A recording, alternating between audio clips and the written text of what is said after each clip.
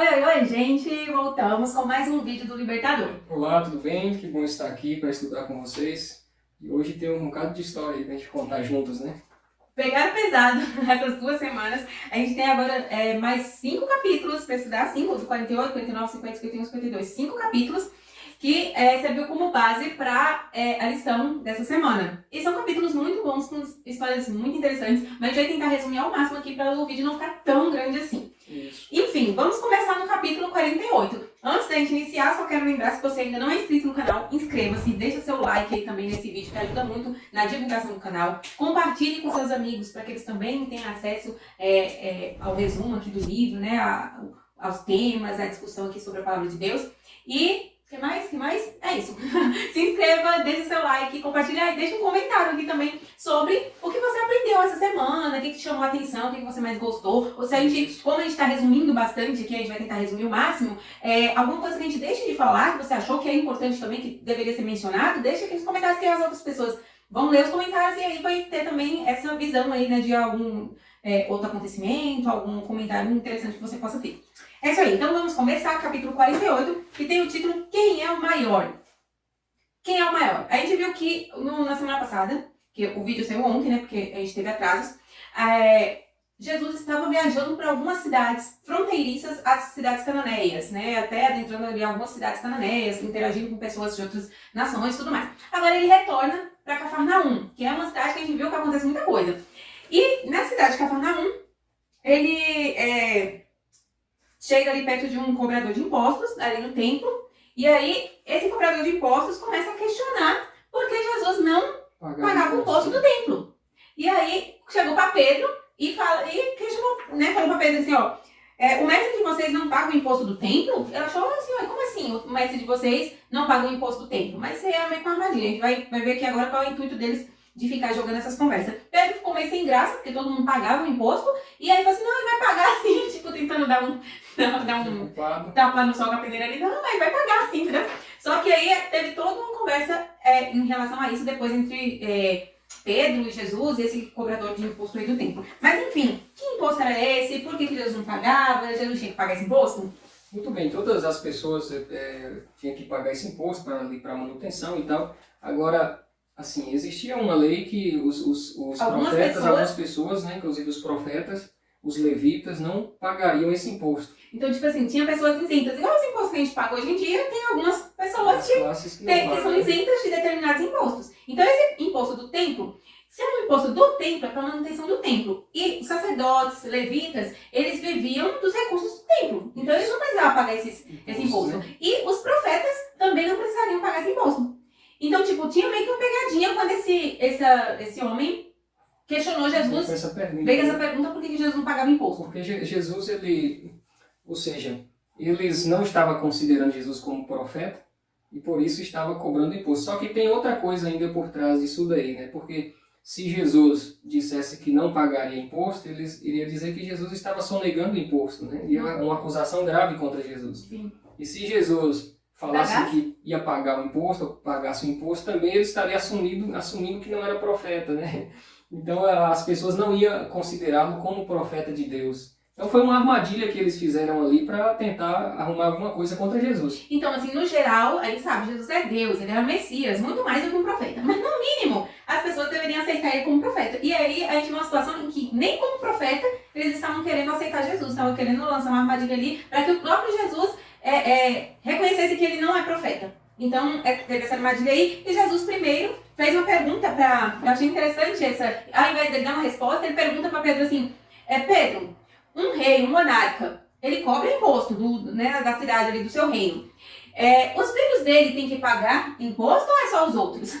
Aí Pedro fala assim, não, só os outros. Aí ele fala assim, então os filhos do rei não precisam pagar o imposto do reino? Não. Aí depois Jesus chega e fala para ele assim, vou falar aqui para mim não perder. Aí ele fala assim também, Israel, o povo de Deus, deveria contribuir para a manutenção dos serviços religiosos. Mas Jesus, o Filho de Deus, não tinha essa obrigação. Então ele não precisava pagar imposto para o templo, para os serviços religiosos, porque ele era filho do rei, ele é filho de Deus. Então, assim como os filhos de um rei não pagam impostos, o Filho de Deus também não precisaria pagar imposto para o reino. Mas para não tem muita conversa, não dá muito manga, como que é? Pano pra manga, que é o ditado que eu falo, pra não render a conversa, essas tal. Então Jesus chegou pra ele e falou assim, ó, Pedro, vai ali, tinha um rio, vai ali e joga um anzol nesse rio. Coisa É um negócio meio esquisito que aconteceu, entendeu? né? Aí ele falou, joga o anzol naquele rio ali. O primeiro peixe que você pegar, Abre a boca dele e vai, deixa eu ver quanto aqui que ele falou, 4 dracmas. E aí você vai lá e paga o meu imposto, é seu. Tipo, meu Deus, como assim, gente? E aí, Pedro fez isso, foi lá, jogou o anzol, pegou o peixe e tirou as moedinhas e pagou o imposto do templo com as moedas que estavam dentro da boca do peixe. negócio incrível, né? Assim, né? Meio sobrenatural, um negócio muito louco. Mas enfim, para evitar problemas, ele foi lá e pagou, né? Cumpriu ali com a obrigação que era dos cidadãos comuns. E para finalizar essa parte, a gente, são muitos capítulos, tem muita coisa, então só um último comentário desse capítulo é que os discípulos começaram a perguntar para Jesus quem era o maior no reino de Deus. Com toda essa conversa dele ser filho de Deus, de povo de Israel, sacerdote, não sei o que, eles começaram a pensar nessa questão de hierarquia. E aí começou a perguntar para Jesus quem era o maior no reino de Deus. E aí Jesus diz, se alguém quiser ser o primeiro, será último e servo de todos, que é uma coisa que eles não conseguiam entender. Eles sempre, a gente vê desde que a gente estudou um pouquinho antes ali também, sobre os discípulos que ficavam perguntando para Jesus quem ia sentar na direita e à esquerda do reino deles. Como seres humanos, eles estavam visando importância, disposição ali na e terra. tudo mais. E aí Jesus, mais uma vez, tenta ensinar para eles que as coisas com Deus são diferentes. Não é assim, o mais importante é aquele que serve. E essa é a lição que ele deixa para nós hoje também, através do estudo dessa semana. Exatamente. Se você faz as coisas achando que está fazendo para Deus, para se aparecer, para levar fama, você está no caminho errado. Porque as coisas, quando é feita para Deus, é feita com humildade, sempre não se exaltando, mas exaltando a Deus, com humildade, com mansidão. Assim foi o que Jesus falou para eles. Aquele que quiser ser o primeiro tem que ser servo. Ele vai servir, ele vai ficar em último lugar. Esse será o primeiro no reino dos céus, né? Amém. Então vamos dar andamento aqui, que é muita coisa. A gente só estudou 48 até agora, então 49. Capítulo 49, que tem o título. Se alguém tem sede, venha a mim. Mais lições que Jesus vai nos ensinar, ensinou para eles, vai ensinar pra gente também. A gente sabe que lá em Israel, né, no povo de Israel, existiam 3 festas que eram chamadas Santas Convocações, em que o povo tinha que ir tudo para o templo em Jerusalém, para essa festa, né? Quem morava em outras cidades, ao redor e tudo mais, ia para Jerusalém, para o templo, para participar dessas festas. E a última delas do ano, né? Que ao longo do ano, não era assim rapidinho, tinha uma, depois passava um tempo, tinha outra. Enfim, a última era a festa dos tabernáculos. E aí, nessa festa aqui, ela durava 7 dias. O povo de todas as cidades vizinhas, todo mundo estava se preparando para ir para essa festa.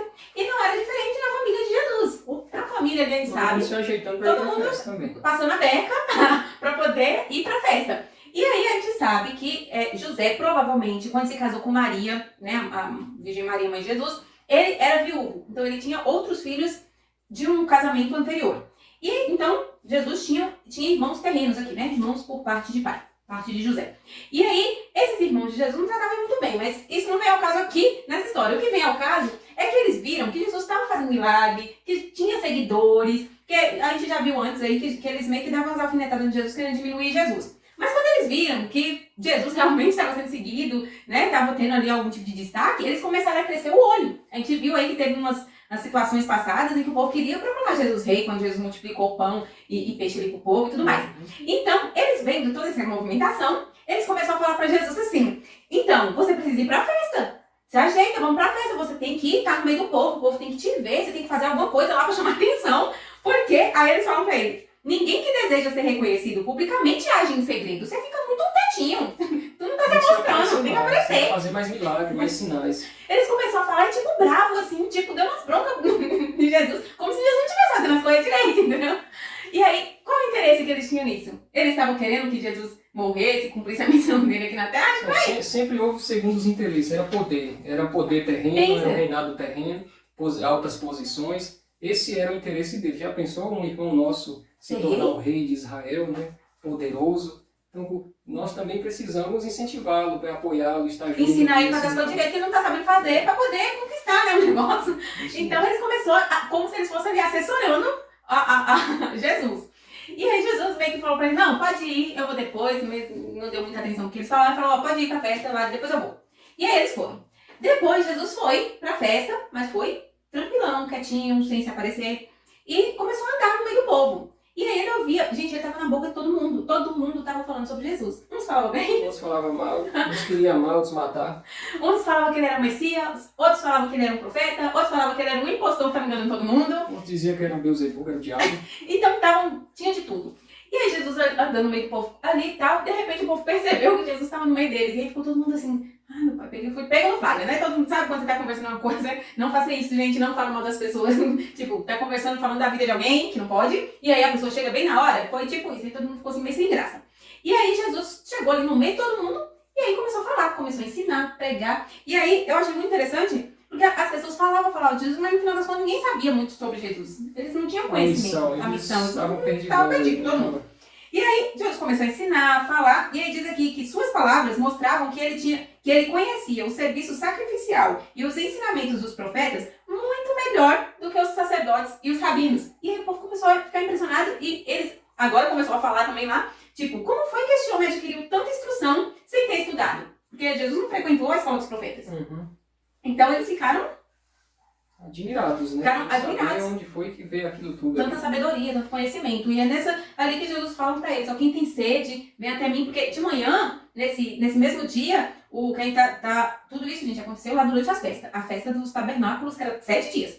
Então, no meio, não sei que dia exatamente, mas no meio desses dias aí, um dia desses aí, que isso aconteceu. E de manhã, o sacerdote, acho que foi o sacerdote, a pessoa que pregou lá, o rabino, não sei, ele tinha pregado. Naquela manhã, o sacerdote havia realizado a cerimônia comemorativa do momento em que Moisés golpeou a rocha no deserto. E aí saciou a sede. Porque a gente sabe que o pessoal exaltava bastante Moisés, né? Como aquele que deu a lei pro povo e tudo mais. Então, eles pregaram sobre isso de manhã, o sacerdote. E aí, quando foi de tarde, Jesus falou assim, quem tiver sede, venha. E quem quiser, beba da graça da água da vida. E ele falou que ele era a água da vida. E aí o povo aí começou a falar. Aí o povo se escandalizou, porque ele estava pregando como se de ele fosse maior que Moisés. Moisés que, através de Deus, fez um milagre ali, a água saiu da rocha. E agora ele está falando que é mais importante que Moisés, que ele que é a água. Que ele é a água. Moisés só pegou água. E ele é a água da vida ainda, né? E tudo mais. Então o povo ficou escandalizado e a conversa se apertou mais ainda. E aí o pessoal começou a querer montar armadilhas pra pegar Jesus. Falei assim, não, a gente precisa dar um jeito nesse homem, as coisas que esse homem tá falando. E aí eles ficaram indignados e começaram a tramar. Começaram não, eles sabem que desde sempre eles estão tentando tramar alguma coisa contra Jesus. Começou a investir cada vez mais, mas né? investiram mais e agora querem matar mesmo Jesus.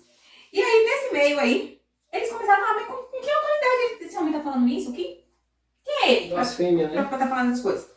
E eu acho interessante que a Ellen White fala aqui que eles não procuravam conhecer a verdade, eles só queriam achar uma desculpa para se afastarem dela. Tudo que eles faziam era para se afastar da verdade, não queriam conhecer a verdade. Sempre pedindo para Jesus mostrar um sinal, para provar que ele era... Aqui a gente percebe Jesus, já faz tempo que a gente está estudando aqui, Jesus fazendo milagre, fazendo multiplicação de pães e peixes, curando o cego, curando o surdo, expulsando o demônio. E agora o povo pedindo sinal. Ou seja, o povo parece que está cego espiritualmente, não enxerga, vive a vida pedindo sinal a Jesus. E aqui, eles por detrás tramando alguma forma de matar Jesus. E aí agora Jesus dá o maior sinal de todos. Ele mostra que ele conhece o coração de cada um deles. Ele chega pra eles, né, tá eles lá falando mal de Jesus, né, querendo fazer alguma coisa. E Jesus diz assim pra eles, Moisés não lhes deu a lei? Perguntou pra ele, Moisés não deu a lei pra vocês? Vocês admiram tanto Moisés é quase um Deus pra vocês. Ele não deu a lei pra vocês? Ah, deu sim, beleza. Então, por que vocês... Mas vocês não respeitam a lei. Por que vocês estão aí querendo quebrar o 7º mandamento e tramando a minha morte? Querendo me matar. Então vocês não obedecem a lei de Moisés, não é? Aqui é uma parte de hipocrisia, né? Que hoje reina também no coração das pessoas. O que satisfazem elas brigam por unhas e dentes. Mas o que não satisfazem, elas pulam as leis, transgridem as leis, não estão nem aí pra ninguém, não respeitam ninguém. Exatamente. Hoje está mais ou menos assim a situação aqui no mundo em que estamos vivendo. O que me convém eu defendo com unhas e dentes. Mas o que eu não gosto, eu estou disposto a passar por cima de qualquer jeito. Assim está o povo, né? Exatamente. E aí, nisso, as pessoas ficavam cada vez mais sem saber o que acreditar. Uma hora tinha fé, acreditavam em Jesus. Aí os rabinos, o povo lá falavam umas coisas e o povo começava a ficar em dúvida. E aí fala aqui que, infelizmente, muitas das pessoas que acreditavam, tinham convicção em que Jesus era o Messias, começou agora a duvidar e não saber mais no que acreditar e acabaram sendo confundidos e levados pelos falsos ensinamentos. No povão sempre tem alguns que é igual palha que o vento leva. Né? Quem tá me convencendo aqui, agora pra cá. Não tem convicção de nada, está na igreja há 10, 20 anos, mais um sopro daquilo e vai para outro lugar. Você entra numa igreja, não gostou, desagradou, vai para outra. Vai para outra. Não estuda, não tem fé e não tem convicção de nada. Por isso fica assim. Aonde um fala, vai seguindo o outro, né? E isso é um alerta para nós. O que vai fazer com que a gente permaneça firme? É o conhecimento da palavra, Se gente. eles estudassem a palavra no Antigo Testamento, eles sabiam quem era Jesus, que era o Filho de Deus, o Messias, eles sabiam qual era a missão de Jesus. Eles não estariam passando essa situação sem conhecer nada, sendo levado por qualquer palavra, eles já estariam esperando e teriam certeza e convicção de quem era Jesus. Mas porque não estudavam, eles ficavam assim, sendo levados. É igual o povo de hoje, não estuda a Bíblia, o pastor fala que é isso, ele segue o pastor. O padre fala que é isso, segue o padre. O bispo fala que é isso, segue o bispo. E a Bíblia fica onde? Quem está seguindo a Bíblia? Eu estou vendo um monte de gente seguindo outros seres humanos, mas não segue a Bíblia. Exatamente. Não adianta nada isso daí. É a palavra de Deus. Se eles seguissem a Bíblia, eles teriam um encontro verdadeiro com Jesus. E é a discussão chave para o estudo dessa semana, que fala quem sou eu, né? Quem era Jesus, que está falando a lição dessa semana. O povo judeu, desde sempre, eles tiveram acesso às Escrituras. E por que, quando Jesus veio, eles fizeram tudo que fizeram contra Jesus e não sabiam de nada? Por falta de estudar a palavra, de se enraizar na palavra. E a gente corre esse mesmo risco se a gente não fazer a nossa parte. Tem mais um capítulo que a gente vai falar um pouquinho mais sobre esse assunto. Acho que é o último capítulo. Pode ser a gente ir pra lá, só a última história desse capítulo aqui, que foi mais uma tentativa deles tentar enrolar e pegar Jesus na armadilha. Jesus estava lá e aí chegou agora um grupo de pessoas, uma turba grande, com gritaria, uma muvuca, e aí trazendo uma mulher arrastada e a mulher gritando e a mulher chorando e o povo trazendo essa mulher desesperada. E aí eles chegam para Jesus e falam assim, cadê? Na lei de Moisés, na lei, Moisés nos ordena apedrejar as mulheres, a mulher adúltera. Chega com a mulher, acusando a mulher de adultério, falando só essa mulher foi pega em adultério, e na lei, Moisés falou que a sentença é o apedrejamento. E aí, o que o senhor fala? Moisés falou que é para apedrejar, e você fala o quê? Se Jesus dissesse para apedrejar, eles iriam entregar Jesus para os romanos, porque eram os romanos que dominavam a região, e ninguém poderia condenar ninguém à morte, a não ser os romanos. E se Jesus falasse que não devia apedrejar, iriam acusar de estar agindo contra a lei de Moisés. E aí causaria uma condenação grave para ele. Esse povo é demais, né? Então Jesus era inteligente demais, né? Ele não deu resposta nem para um lado nem para o outro. Fez com que eles meditassem. Aquele que não tiver pecado, atire a primeira pedra, né? Ele fez com que as pessoas olhassem para eles mesmos, meditassem e caíssem fora dali, né? Quem tinha coragem de atirar a primeira pedra? Ninguém. Porque se eu atirasse a primeira pedra, eu estava falando que eu não tinha pecado. E, segundo a própria Bíblia, né, a Torá deles lá, todos nós somos pecadores. Então eu ia também estar indo contra os escritos, porque eu ia estar falando que eu era santo, que eu não tinha pecado. Então, do mesmo jeito que eles lançou uma armadilha para Jesus, Jesus jogou ela de volta para eles, para ver e agora que vai cair. Exatamente. Eles não iam matar a mulher, porque eles não iam fazer isso contra Roma. De qualquer forma, eles iriam deixar ela viva, mesmo contra a lei de Moisés. Então, Jesus fez com que eles meditassem. Toma a decisão vocês. E eles abandonou ali, Jesus não deu o que eles queriam, eles foram embora. Capítulo 51. Então, ele encerrou aí com essa última armadilha que eles estavam tentando pegar aí em Jesus. No capítulo 51, tem o título A Luz da Vida. E aqui tem alguns outros ensinamentos de Jesus, mas aí tem um acontecimento também durante, né, essa festa, já chegando ali o final da festa. E aí chega um homem cego de nascença e os discípulos que estão ali com Jesus fazem a seguinte pergunta para Jesus. Então, Jesus, a gente já sabe que as pessoas ficam doentes, as pessoas doentes, paralíticas ou alguma deficiência, são assim porque, isso é a crença deles, né? Eles são assim porque estão sendo castigados pelos seus pecados. Mas esse homem é cego de nascença. Ele é cego, ele é assim pelos pecados dele, porque ele pecou, ou por causa dos pecados do pai? Eles tinham a crença na época de que os pais, às vezes, eram culpados. Os pais pecavam, os filhos pagavam pelos pecados dos pais. Ou às vezes a pessoa estava sofrendo com essa enfermidade por pecado dele mesmo, né? E aí eles tinham essa curiosidade porque havia essa crença cultural na época. Quem sofria de lepra, quem sofria qualquer outra doença, eles diziam que era castigo de Deus. Ou seja, pecou, fez coisa errada e está colhendo aí o castigo de Deus, né? E aí nesse momento aí Jesus pega, cospe ali no chão, faz um negócio de barro ali. Jesus tem umas curas meio diferentonas assim, né? Aí ele faz um negócio de barro, faz barro ali, passa no olho do homem e fala, deixa eu ver pra onde que ele mandou ali, vai lá no tanque de Siloé e se lava lá, lava os olhos lá. E o homem foi, lavou e voltou a enxergar. E foi curado. E ao invés dos discípulos comentar a cura, a misericórdia de Deus, eles continuaram debatendo, mas de quem que é a culpa? É dele ou é dos pais? E aí Jesus meio que dá uma lição de moral neles, né? Aí Jesus fala pra eles assim, que vocês deviam, ao invés de vocês estar tentando entender de quem é a culpa, quem pecou para que esse homem fosse cego, vocês deveriam entender a misericórdia de Deus manifestada em dar vista aos cegos. Então, às vezes, a gente está tão preocupado com os pecados alheios, para saber quem é o culpado das coisas, que se esquece de prestar atenção na misericórdia de Deus, né? Esquece da salvação, do perdão, né? Exatamente. E aí, beleza, isso aconteceu, mas deu outro problema. Porque quem estava por perto? Os de sempre, os fariseus. Porque esse dia era um dia de sábado. De sábado. E aí os fariseus ficaram perplexos. Cuspir no chão no sábado era um pecado para eles, porque eles estavam irrigando a grama. E quando Jesus cospe no chão, amassa o barro, como se para estivesse passar fazendo um nos trabalho. olhos daquele rapaz, isso foi um crime terrível. Eles queriam, se pudesse, ter matado Jesus naquela hora, por causa disso daí. Eles entendiam a lei errada, a lei era para não trabalhar, eles criaram um monte de lei para não fazer no sábado, criação da própria cabeça deles, né, da imaginação deles. E aí eles queriam denunciar Jesus, só que eles precisavam da testemunha, precisavam de alguém para ir acusar Jesus. Então foi atrás do rapaz, da família do rapaz, para que ele testemunhasse contra Jesus, que Jesus tinha feito um trabalho ali no dia de sábado, que não estava respeitando a ordenança da guarda do sábado. E aí foram atrás do rapaz e começou a questionar. E aí quando eles viram que... E outra, questionando também a questão de que se o rapaz era realmente cego, se houve essa cura, eles queriam negar a cura também. Só que eles, né, perguntaram pros pais, pra família, e viu que o rapaz realmente era cego de nascença. Os pais ainda falam assim, desde que, né, quantos anos você tem? Pergunta e tal. E ele fala, tipo, desde sempre ele não enxergava. Então, quando eles viram que não podia negar o milagre, né, não tinha jeito, eles queriam fazer com que Jesus fosse culpado de não obedecer à guarda do sábado.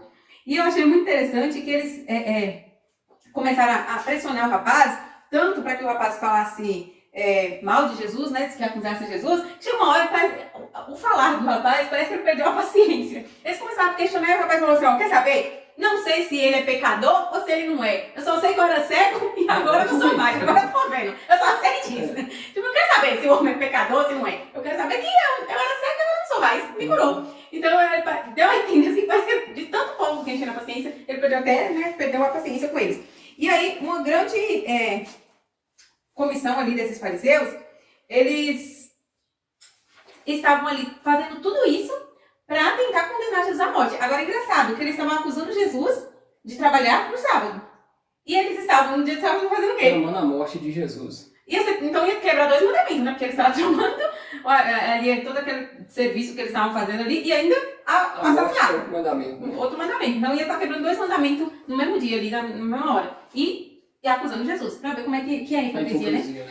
Às vezes a gente, igual aquela frase que fala, pra você tirar a trave do olho antes de acusar o cisco no olho do irmão. Às vezes a gente se preocupa, né? Espero que não seja o seu caso, nem o meu, se Deus quiser. A pessoa pode se preocupar tanto em fiscalizar o defeito dos outros, que não olha no espelho, não se olha no espelho. Geralmente quem vive apontando os defeitos dos outros é porque tem defeitos maiores. É a lógica. Exatamente. Agora vamos finalizar, tá chegando ao final, com o capítulo 52, que tem o título O Divino Pastor. E aqui é uma reflexão sobre o papel de Jesus como pastor. Por que Jesus ele fala assim, eu sou o bom pastor e dou a minha vida pelas ovelhas. Por que ele fez essa comparação dele com o pastor? Quem já teve contato com ovelha, com criação de ovelha, com alguém que cuida de ovelha, sabe que necessita de um cuidado especial, muita atenção, muito cuidado, alimentação, água, levar para um lugar onde não tem perigo. Quando o perigo se aproxima, que é um cão, é um lobo, algum bicho que vai mexer, você tem que correr e proteger. E você arrisca ter a sua vida para proteger a ovelha. Quando cai no buraco, Quando cai no buraco, você vai lá e tira e leva para casa. Cuida das feridas e tudo mais. Então Jesus, ele é o nosso pastor. Nós somos as suas ovelhas. Se nós aceitar ele como nosso pastor, ele vai fazer esse trabalho de proteção, de cuidado. Quando a gente machuca, ele cuida de nós. Quando a gente afasta, ele deixa as 99 seguras e vai procurar uma que se afastou. Então esse é Jesus, nosso pastor. Agora só depende de mim e de você. Tem gente que fala que Jesus é o seu pastor, mas não aceita, não se submete ao pastor. É uma ovelha que ela aceita Jesus como pastor, ela tem que obedecer, ela tem que ser fiel àquele pastor, né? Não adianta eu dizer que Jesus é meu pastor e obedecer outros pastores que ensinam outras coisas diferentes. Então, eu que tenho que aceitar ele como meu pastor. Se ele for o meu pastor, nada me faltará. Exatamente. E aqui, Jesus, né, falando que ele era o bom pastor, ele faz uma comparação com os líderes religiosos da época, os fariseus e tudo mais, que deveriam pastorear, né, as pessoas, o povo de Deus. E ele fala para eles, vocês não fortalecem a ovelha, fraca, nem curam as doentes, nem enfaixam a ferida. Vocês não trouxeram de volta as desviadas, nem procuraram as perdidas. Vocês têm dominado sobre elas com dureza e brutalidade. Ele dá um exemplo aqui do que é um mau pastor. Ele é um bom pastor e ele deu um exemplo aqui de como ser um mau pastor também. Para a gente ver o contraste. Eles acusando o tempo todo Jesus, tentando prender e matar Jesus. E olha a forma que eles agiam com as ovelhas de Deus. Eles eram pastores que desviavam as ovelhas do rebanho, né, ao invés de ajuntá-las. Hoje existe inúmeros líderes religiosos assim. Às vezes a gente pode até ser alguém assim na nossa sociedade, na comunidade. Deus nos chamou para nós cuidarmos uns dos outros. E principalmente quem é líder de alguma coisa, precisa cuidar dos seus liderados, das suas ovelhas, com amor, com carinho, com respeito, proteção. Foi isso que Jesus sempre fez por nós e ele traz essa repreensão porque os líderes daquela época não estavam fazendo isso. Então nós precisamos fazer o nosso papel, cuidar uns dos outros assim como Jesus faz por nós. Amém. Amém? Então, esse é o nosso desejo para mim, para Israel, para você, que nós possamos seguir o exemplo de Jesus em tudo o que a gente estudou hoje. Amém. Vamos orar? Vamos orar? Querido Pai, obrigado por tudo que aprendemos. Continue nos ajudando a cada vez mais a aprender sobre Ti. Nós somos as Suas ovelhas. Nos ensine a ser fiéis, nos ajude a cada dia. É o que eu te peço em nome de Jesus. Amém. É isso aí, gente. Amanhã tem mais lição e semana que vem tem mais um capítulo do livro. Beijo, beijo, tchau. Um abraço a todos e até a próxima.